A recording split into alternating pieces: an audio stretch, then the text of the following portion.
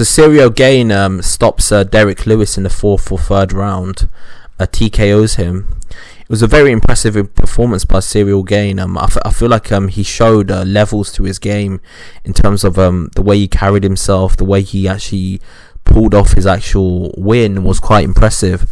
The thing that impressed me the most about him is the fact that from the beginning he was pressuring Derrick Lewis. A lot of times when you think a mover's going to fight a fighter who's a puncher, what they usually do is they try to circle away from him, and the puncher would usually be the one chasing the mover, the technical mover. But with Ciryl Gane in this fight, he actually pressured Derrick Lewis and put it on him. He put the pressure on him, and he started landing shots on him and then took steps back, and then landed shots on him and took a step back.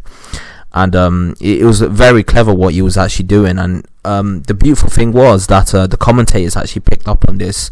He kept landing leg kicks. The reason why he kept landing leg kicks was because the commentator said basically when you try to throw a right hand, you need to put your weight on your left foot to throw the right hand. But the problem is, if you've been eating leg kicks throughout the whole fight, then the weight that you can put on your legs are going to be a lot more diminished than a fighter who's not been eating leg kicks. So in my opinion, Ciryl Gane really showed his levels in this fight against Derrick Lewis. Eventually he stopped him in the third, I believe it was the 3rd round or the 4th round. He stopped him, and it was quite impressive. I think he landed a hook or something like that, and he just got him buzzed.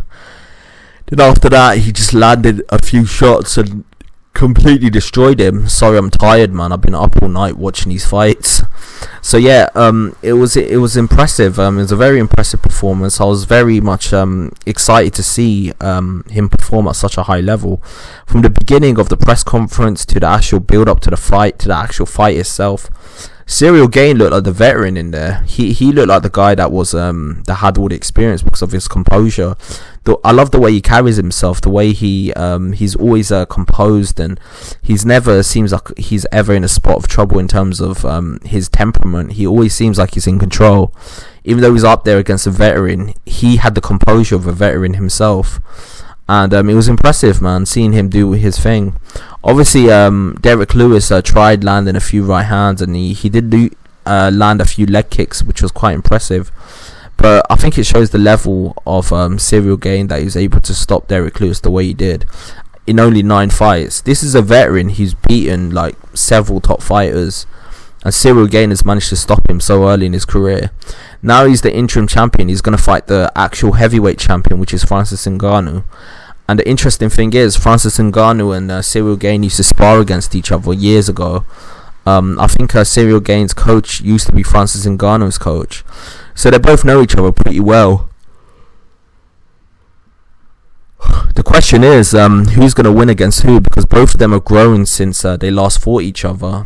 Ciryl Gane has gotten much better since he's last fought Francis Ngannou. And you can see from the sparring sessions who's gotten much better.